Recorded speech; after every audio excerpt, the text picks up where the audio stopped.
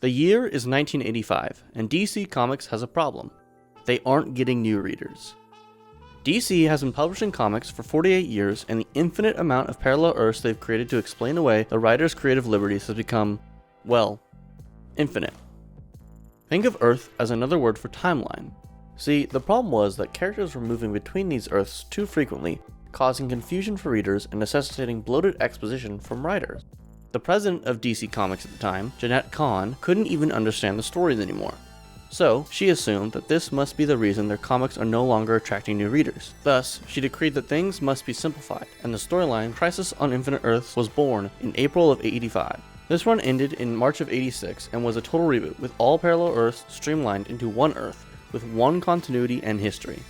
It worked, with new readers flocking to join the beginning of a new era. However, when the new editor-in-chief, Dan Didio, joined DC in 2003, he sought to shake things up. See, he wanted changes and retcons that necessitated another Crisis-level event, which is how we got the events Infinite Crisis and 52. Published in 2005 through 2006, this was a partial reboot, bringing back parallel Earths but limiting them to exactly 52 Earths. It made minor tweaks and character history rewrites to fix things that DC didn't think were working well. This was very well received by comic fans and ushered forth a time of peace.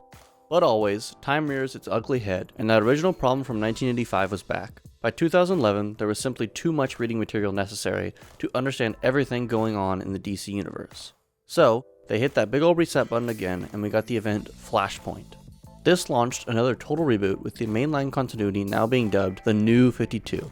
Every character was reset back to the beginning and some origins were altered. Their gamble paid off big time, as more people than ever were reading DC Comics. As the years went on, new fans continued in their blissful ignorance of what came before, while seasoned readers yearned for the quality in characters that they had lost. This era slowly divided DC Comic fans more than they've ever been. That's not to say all comics published during New 52's run were bad. Writers were just often put in a lose-lose situation when writing new stories for characters. So once again, DC course corrects, and in 2016 we get the last partial reboot to the main continuity, Rebirth.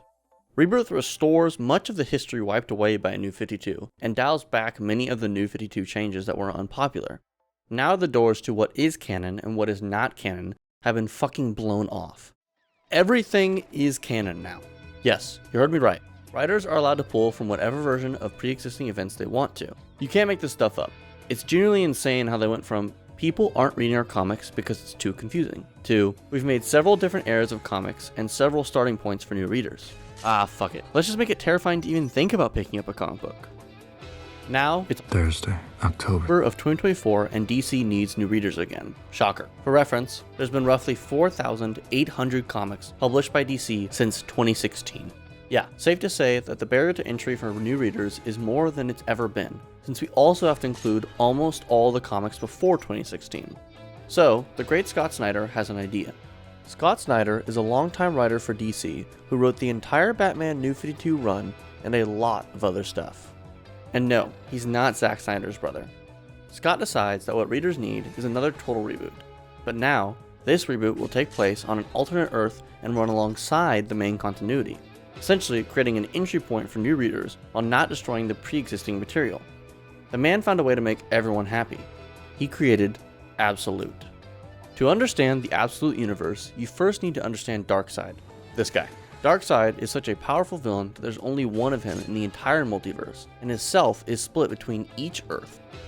Okay, now here's where things get a bit tricky. During an event called Absolute Power, the Flash, the guy who can run really fast, shuts off the main Earth from the rest of the multiverse.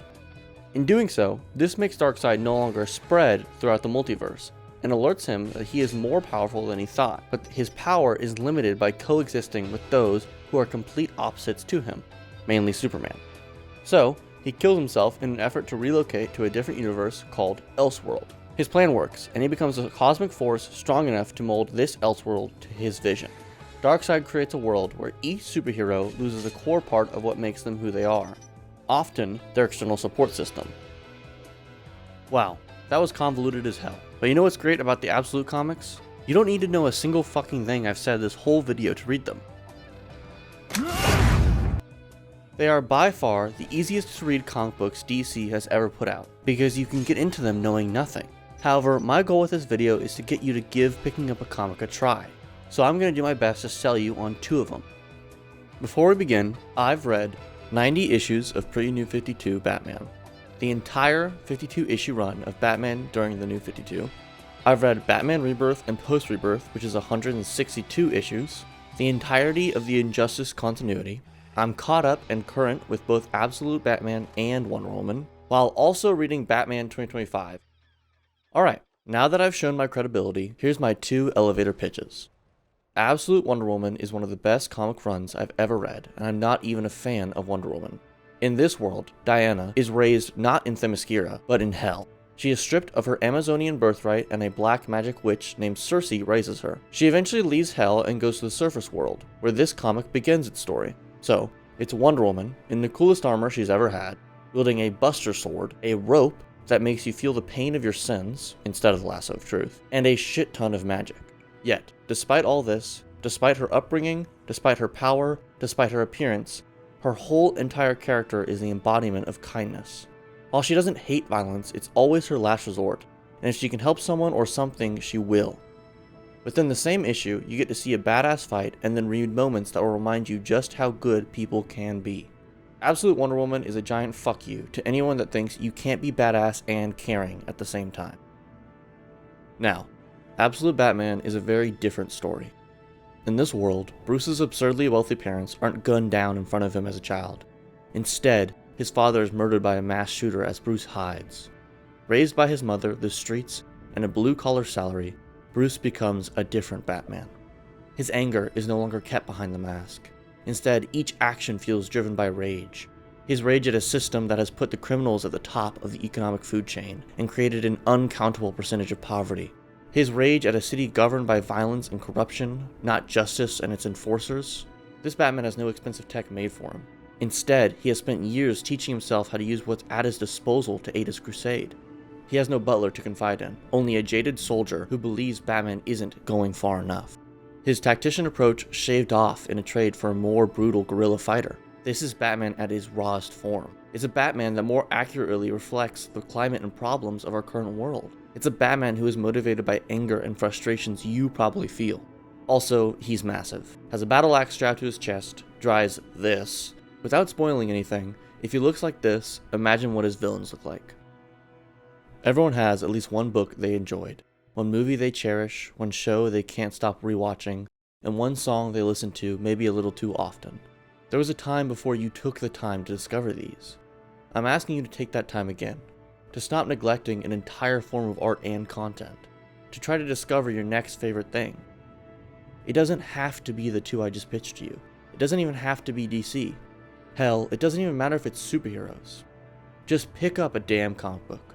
They've been trying to get you to read one since long before 1985.